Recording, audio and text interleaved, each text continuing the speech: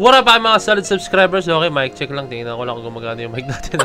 Okay guys, ang papanoorin po natin guys. Ito po yung yung video po ito ni Sir Robby Domingo guys. No? Ito yung Jollibee vlog na. Okay na, nakita niyo siguro sa title. No? Ito, panoorin natin guys. Kasi syempre, andito po yung Beanie. No? May kita natin kung paano po sila makipag-interact together with the fans. No? Ito, maigit to guys. No? And bago sumula itong video to, no? Kindly leave a like, subscribe, and kindly ring that notification bell para alam niyo pag ako nag-release ng bagong video guys. So yun lang guys, without further ado, let's all watch this.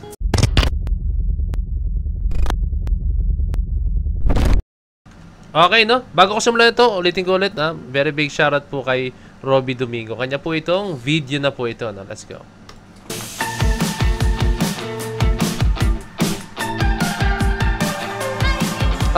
Wait lang guys, may check na ako.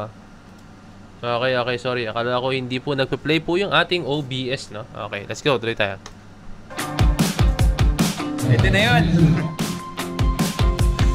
Salamin. Grabe. As in, OA na pagmamahal para sa Beanie. Wala pang 10:30, 2 o'clock pa yung event. Andito na silang lahat. Pwede natin silang kausapin. Tanongin natin kung ano yung mga paborito ng mga kanta, biases nila, kung sino, and whatnot. So, tara! Favorite na kanta ng Beanie, Carrera, bias.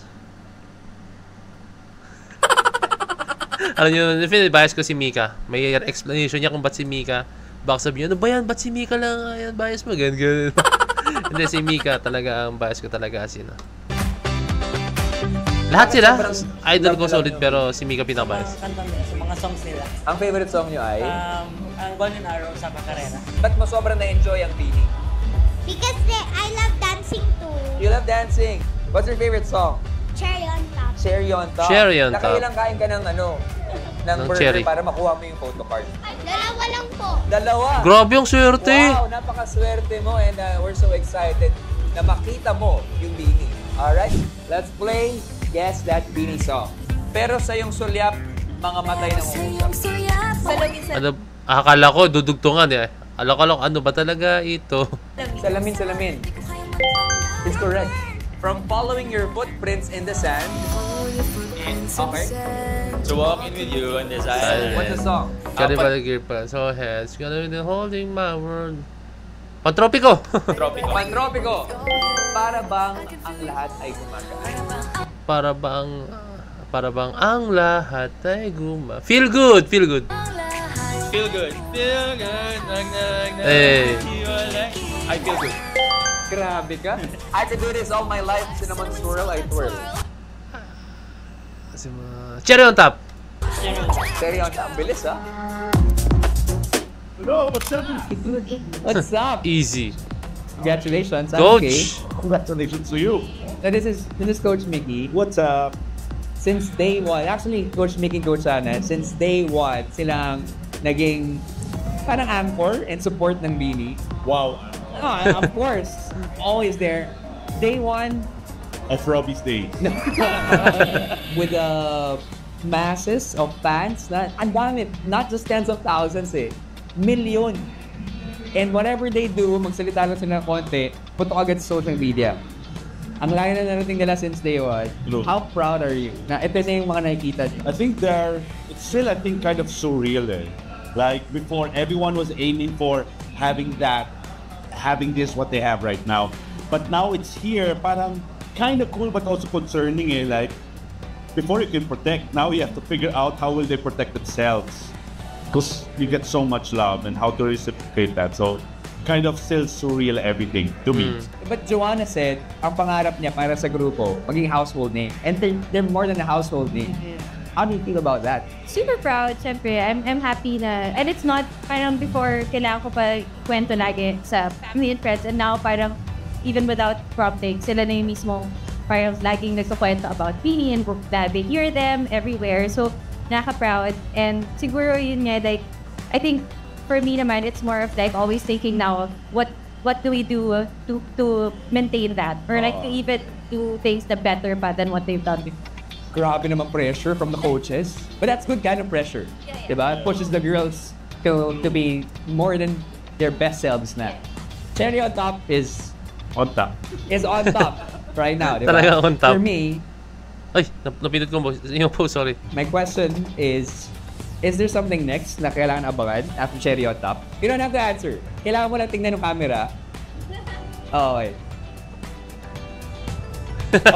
Okay. Meron. Thank you so much.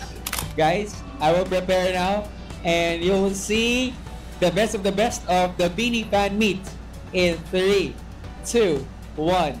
Let's do this. Okay, since we got Beanie, pero i-claim ko na copyright, papatent ko na to. I'll be doing the first ever Bloom Wave dito. In the future events, kung may makita man kayo na sinasabi nila na ito ang original Bloom Wave, huwag kayong maniwala dahil yung Bloom Wave, dito magsisimula. Go!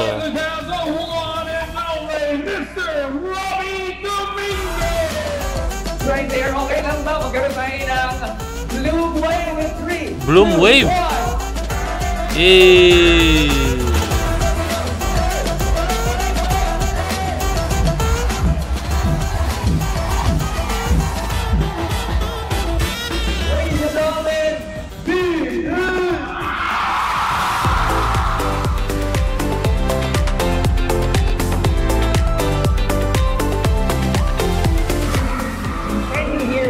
Grabe.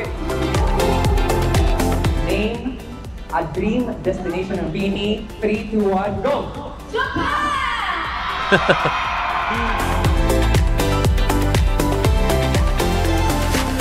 Paano ito na pag may party?